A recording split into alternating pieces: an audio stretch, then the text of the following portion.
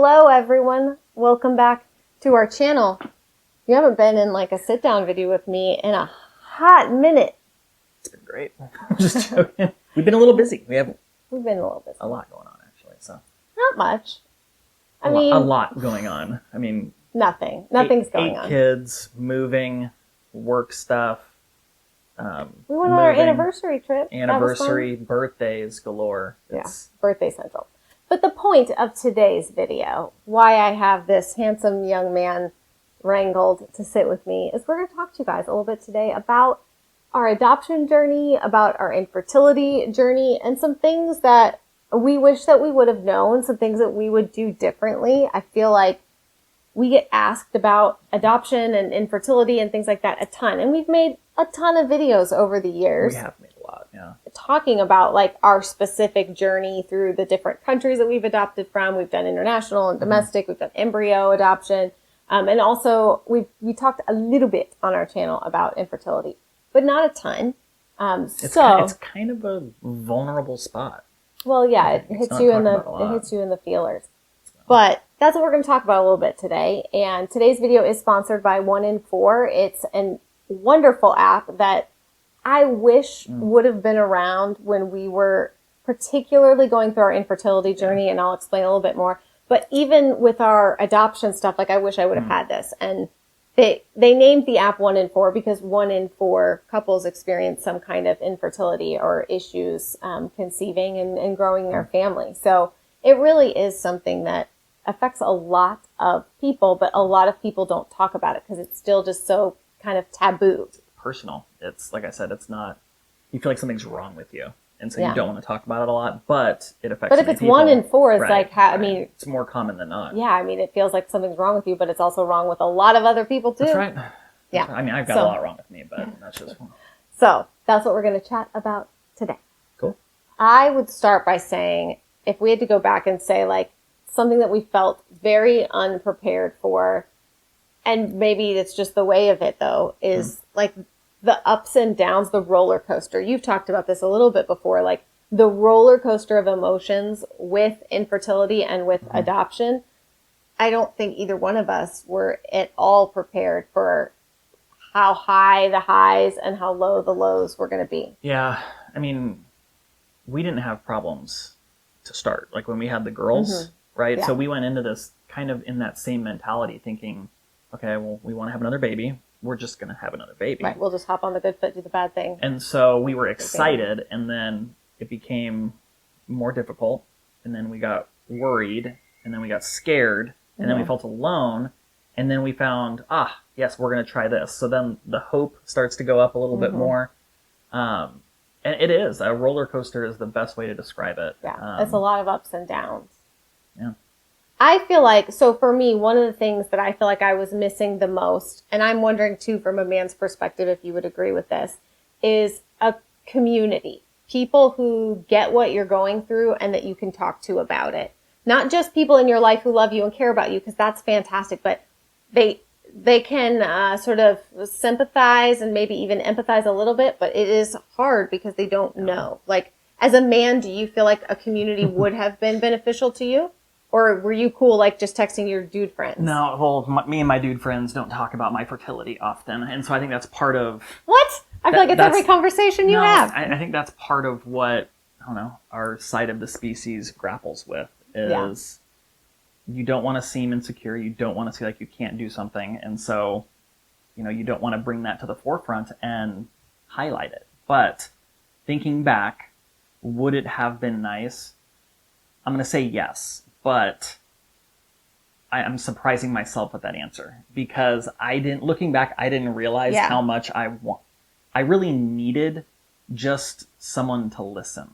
And that's really hard for me to say because I'm a terrible listener, but like you're on an island. You feel like you're on an island. But maybe that's a great message that you can share with guys who are maybe if a female viewer of ours is watching this and she's like, wanting her husband to watch it too or whatever, to the guys, like, listen, you might think you're too cool and you don't need this stuff, but trust me, in hindsight, I wish I would have had it, and you'll probably want to have it too. Yeah, like, yeah, I'm not a very emotional guy. That was a period of time where it was dark for a little while. Yeah. You know what I mean? And you were going through your own stuff. So I'm trying to appear strong and kind of like the rock, the steady rock throughout the whole thing, when, you know, underneath it was pretty hard. It was hard. So yes, it would have been nice to have somebody to chat with or converse with about what I was going through and kind of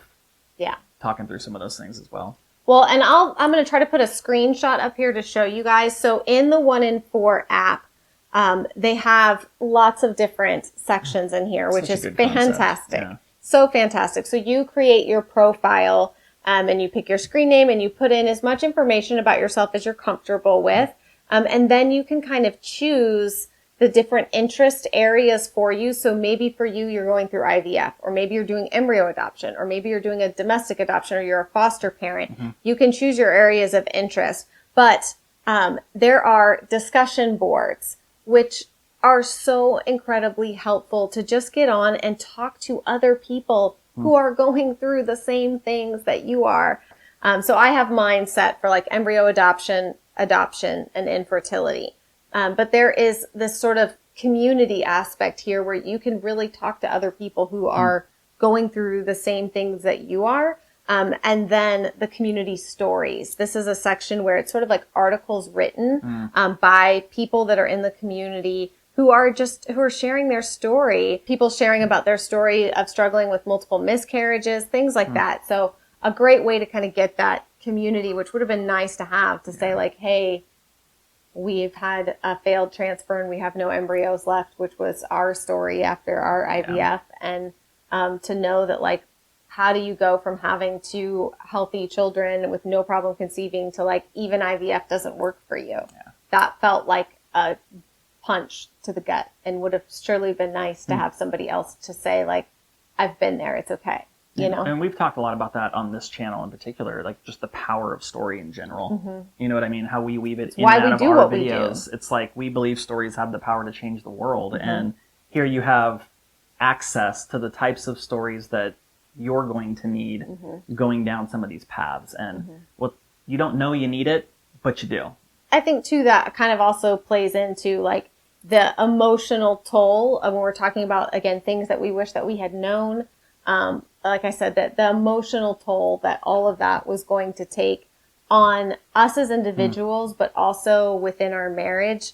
And just, I don't know. I mean, I wonder if we would have gone into it differently, if we would have done anything differently, if we would have known how much it was going to affect us as individuals and how much it was going to affect our relationship, if we would have protected certain things more, if we would have tried to communicate better, protected our marriage better during that time. As a man, I don't want to speak for all guys, but more times than not, I think we have a tendency to want to fix the problem. That's it, right? Like that's where I was I see you hurting. I just want to fix it. Whatever I need to do to fix it, turn the page, move on. And this isn't an area of life where that's the remedy. You know what I mean? It's not even possible. It's like you can do everything that within your power. You can be the richest person in the world and have all the money to throw at it. You can have the best doctor on the planet, and you still can't force something to happen. It's out of your control, and that's a tough thing for guys to say sometimes. I think the other thing too would be the need for information. So not just personal stories, but actual information, because sometimes personal stories might share things that aren't entirely true, or might be true for them but not true for you in terms of your health or your journey, right? The reasons why you are struggling with infertility, or the reasons why you haven't matched yet with an expecting mom, those can look vastly different for different people. So the need for information, accurate information, is something that I think is just lacking. There's a lot of noise, but there needs to be some like really solid information about adoption and the process and all of that, as well as all of these different aspects of infertility, like solid information. Again, that's one of the things that I really like about this 1 in 4 app, and why I wish like that it would have been around. It's trustworthy. It's current. Yes, very current. It's accurate. and it's relatable, Yep. right? Like because it covers such a wide variety of infertility related topics, it's really easy to find succinct, timely information. And that's what I was going to wow. say is it's like, because I have embryo adoption checked. So some of the articles that I will be sort of filtered for me, like this one is all about embryo grading and helping you to really understand the grading of your embryos. That was incredibly confusing to us when they said, okay, you have 8. And we were like, yay. And then 5 days later, it was like, you have 1 that's barely hanging on and you have 1 that's not doing what it's supposed to. And we were just like, what does that mean? So it would have been nice to have a place, a resource to go, because I am an information. You are a researcher. I was going to use a word that's probably not appropriate. I just like information. I like to research. And again, sometimes that can lead me down rabbit holes that I'm like, I don't know if I should be trusting this source. So it is great to have a place where you can kind of, again, filter through these articles by what your story is and what you're looking for and what you're experiencing, like going through IVF after the age of 40, finding egg donors, things like that, just totally depending on where you're at. You can curate it a little bit, right? Handling a failed adoption. We've been there multiple times. And so I think that's great to have like accurate information that you can utilize. And tailor to fit your needs. Yeah. Which is what we all want, right? In past experiences, I just leaned on you. I mean, it's like, what did it say? I am your information highway. Something like this would have been very useful for me because, I would have come to the table a little bit more equipped, which you would have appreciated and respected, and, that's the other thing I would have appreciated, and this I think is, now it's gonna sound trivial, but I'm gonna tell you why it's not, that you can document your photo journey in this app. You can take photos and add them and document that. Belly shots or something like that? No? Yes. For me? There's something for you. Yes.